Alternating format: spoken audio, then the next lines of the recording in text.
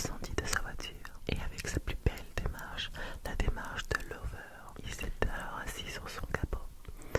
Il tenait dans ses mains des pop-corn et là, il a enfin pu admirer le plus magnifique, le plus majestueux, le plus incontournable coucher de soleil qui fut. Aurélia était avec une femme d'origine africaine. Elles étaient là, en train de discuter, en train de débattre des grandes choses, notamment du racisme. Cette dernière lui expliquait qu'il fallait faire très attention, car le racisme se cachait parfois là où on ne pouvait pas le trouver.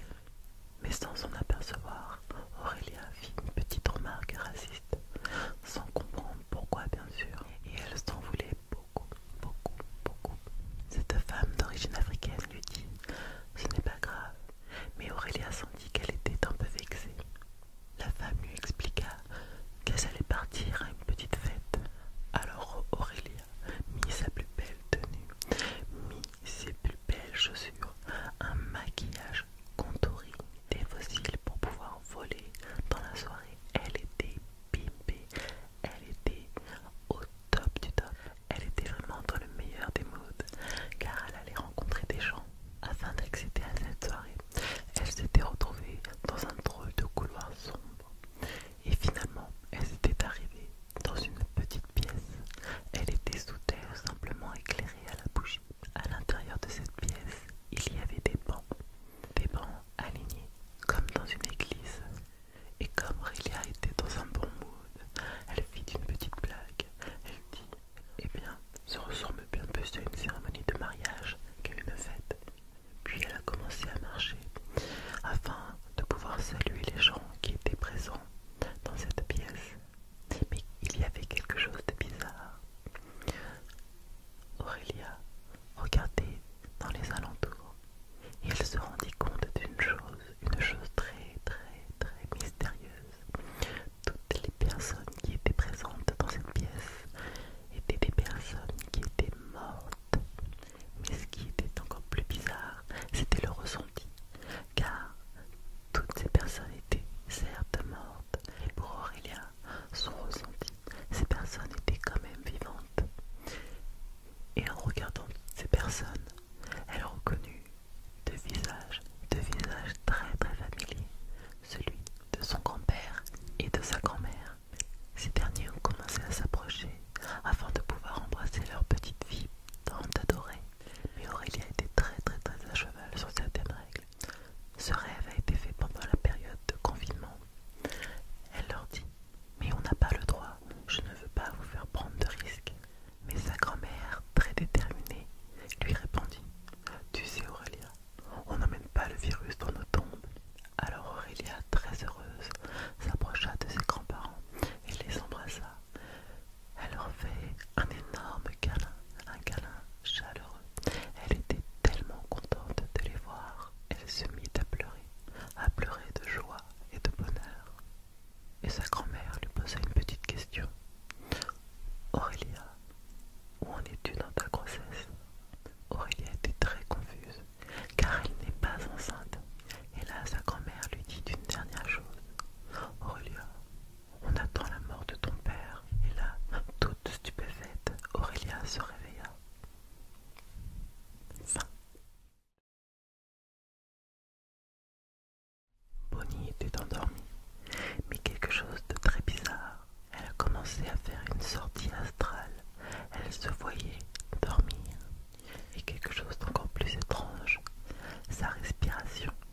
Sa respiration était en synchronisation avec absolument tout ce qui l'entourait.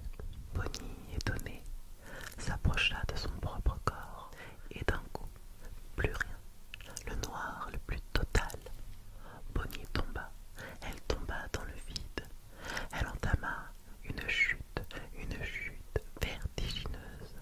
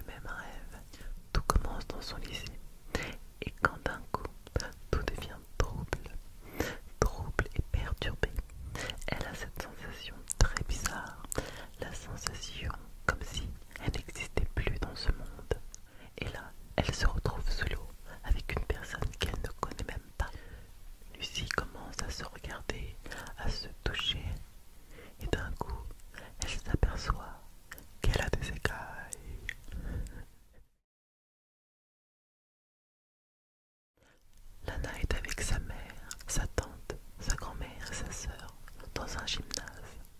Elle était actuellement en train de se faire courser par Maléfique de la Belle au bois dormant. Et à ce moment-là, elle avait des cheveux longs et soyeux, tellement soyeux, ils brillaient, ils étaient d'une telle douceur, les plus beaux cheveux du monde. Mélana les coupa.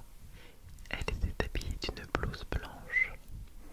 Maléfique décida de lui ôter sa blouse blanche, de l'attraper, de lui voler sa blouse blanche. Mélana n'était pas contente. Elle courut vers elle, et d'un coup, une voiture arriva, et elle s'est fait renverser. L'impact de la voiture avait envoyé Lana dans un seau, et elle criait: je vole, je vole, je vole. Fin.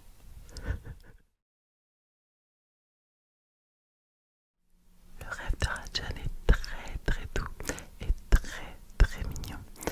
C'est un rêve d'enfance. Rajan se retrouve dans une forêt recouverte de neige. Elle était à la recherche d'un ami, sauf que ce dernier était un renard. C'était un homme avec une tête de renard, et ils étaient là, tous les deux, à discuter dans cette petite forêt, mais vraiment avec une ambiance très très douce, très très amicale. Ils étaient tous les deux en train de jouer au cochon pendu dans les arbres sans les feuilles, car c'était en hiver. Et voilà pour le petit rêve de Rajan, trop mignon. Lorix s'était retrouvé dans un musée, un très très très grand musée, mais un musée très particulier, car les œuvres qui étaient dans ce musée lui parlaient un peu comme dans Harry Potter, afin de retrouver sa maison. Le mot de passe. Et en cherchant son chemin, Lorix tomba sur une très ancienne amie à elle. Son amie lui dit: Lorix, il faut absolument que l'on parte de ce musée. C'est très dangereux.